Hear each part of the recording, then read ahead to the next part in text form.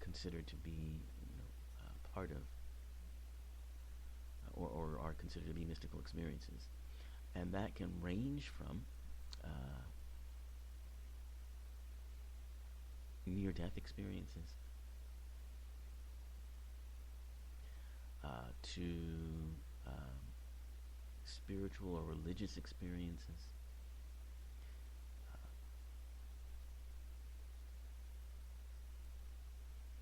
there's a whole range of them, which we'll talk about in a minute, and then we'll share some mystical experiences that others may have, and you're welcome to share your mystical experiences if you've ever had any. I'd love to hear about them, and I will share mine.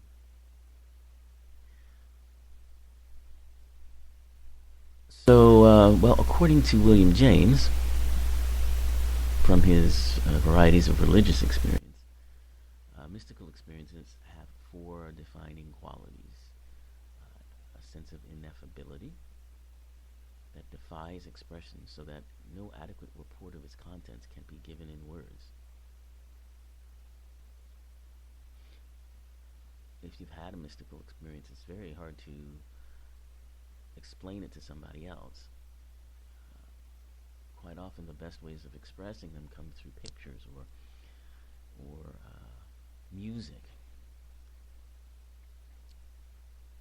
Number two is a noetic quality. Mystics stress that their experiences give them insight into the depths of truth, unplumbed by the discursive intellect. So he refers to this as the noetic or intellectual quality of the mystical. When you have a mystical experience, you can see through things that you might not see through in everyday life or in your regular life. Uh, Transiency, that's the third aspect. And James notes that most mystical experiences have a short occurrence, but their effect persists. So you might have a mystical experience once or twice, but it will be so profound that it will continue to affect you. You'll continue to think about it. You can continue to be brought back to it.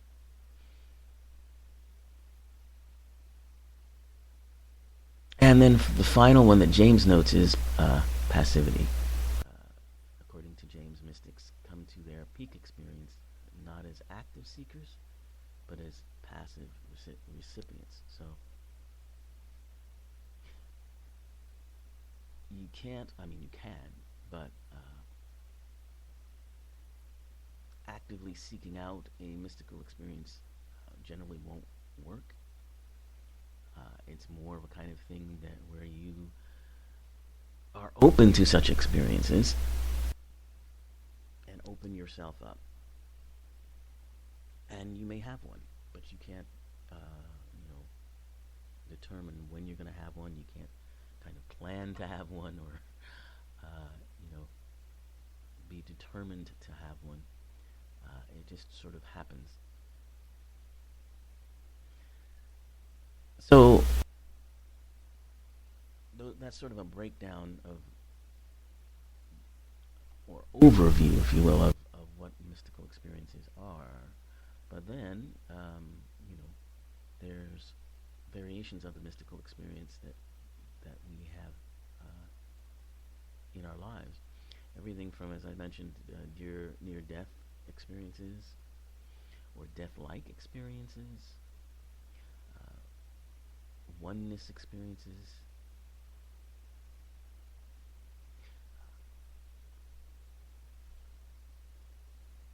It's usually, I mean, that tends to be underlying everything is the sense of oneness, uh, feelings of sacredness and peace and bliss, transcending of time and space.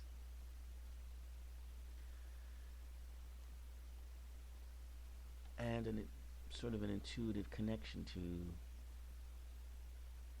something that is a truth that goes beyond what we may see in our normal world.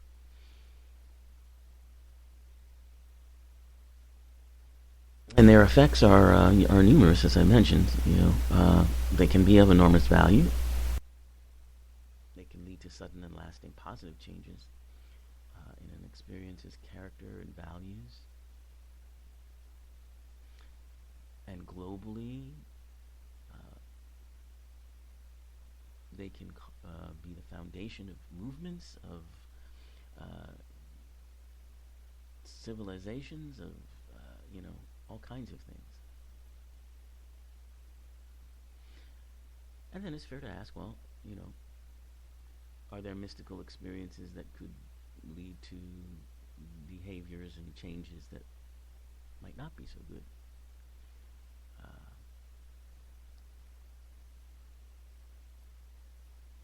and I think yes, but you really, and I would qualify that by saying that you really would need to step away from the idea of positive, negative, good, bad,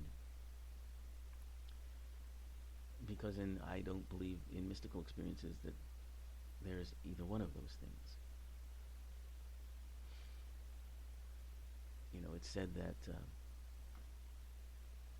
It's said that Hitler had a lot of mystical beliefs, and he may have had a vision of how he thought the world ought to be. I don't know if that's a mystical experience. I don't know if that would count.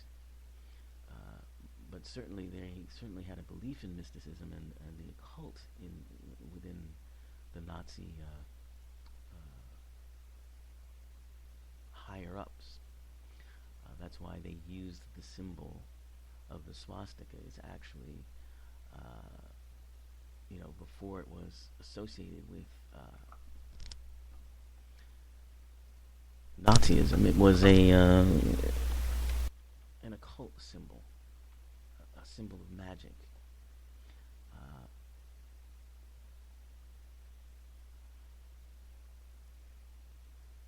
and it was really, well, it actually comes uh, from Hinduism and Buddhism. It's a Sanskrit term. Originally, swastika was a Sanskrit term, and the symbol is a symbol of auspiciousness. Uh,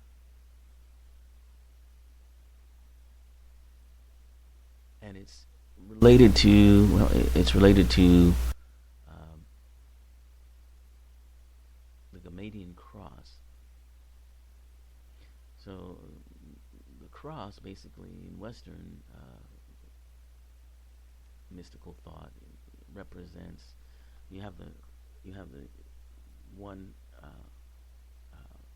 part of the cross that comes from it's vertical, that comes from top to the bottom, which indicates divine coming into the mundane or the earthly. And then you have the horizontal uh, part of the cross, which represents the earthly plane. So the idea of the cross is the divine entering the earthly plane. Uh, and when we think about that cross, and when you think about Jesus and, being at the center of that cross, you can see the powerful symbolism of that. But anyway, I'm getting away from what I wanted to talk about here. So, yes, it was considered to be sacred in Hinduism and Buddhism, uh, and it dates back. I'm looking up here. Oh, at least 11,000 years. My goodness. And it was a symbol used often to denote auspicious or luck.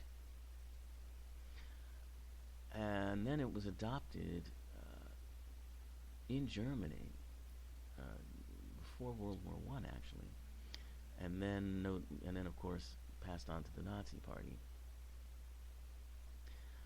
where it has sort of taken on the stigma of Nazism, but it really means, in Sanskrit, it means lucky or auspicious. Uh, Good or well and or well-being.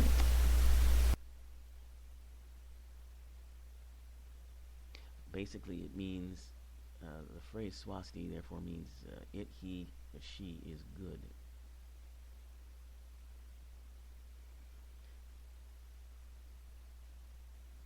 So swastika is that which is associated with well-being or being good. So that's fascinating. But you know that tells you what the belief about what Nazis believed what they were doing was, that this is a good, apparently. Anyway, let's get back to our mystical experiences here. So you have what they call cosmic consciousness. People talk about that sometimes. A sense of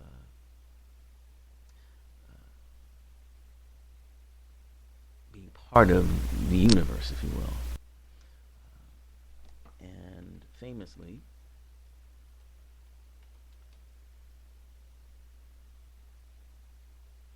uh, the astronaut, oh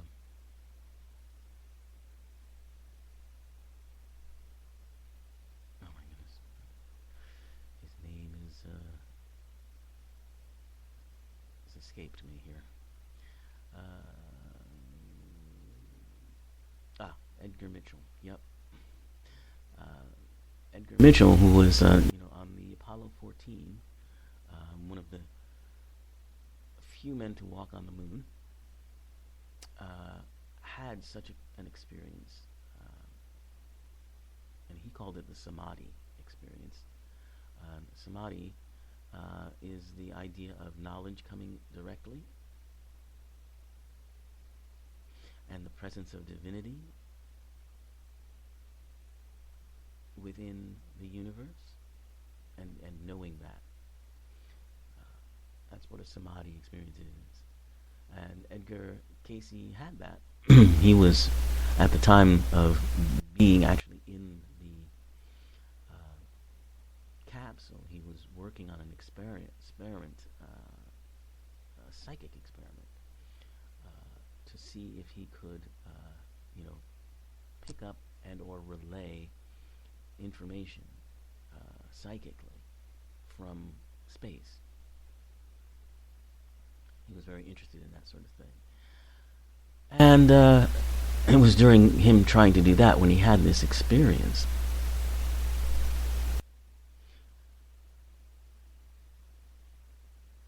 And so that led him to believe that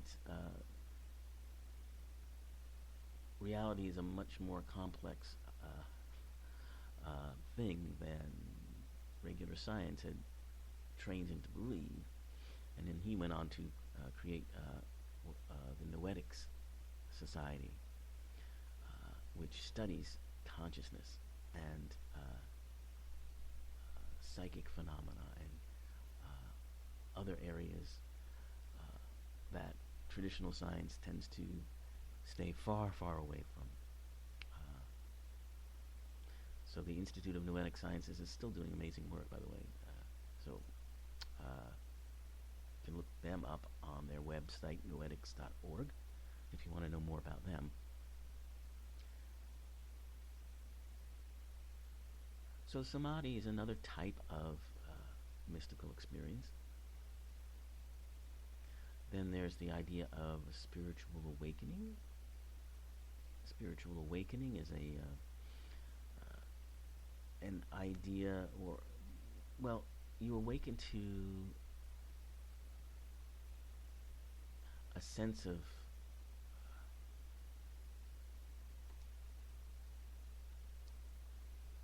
purpose in a way,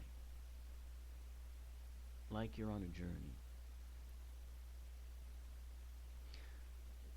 You've had some sort of communication or some sort of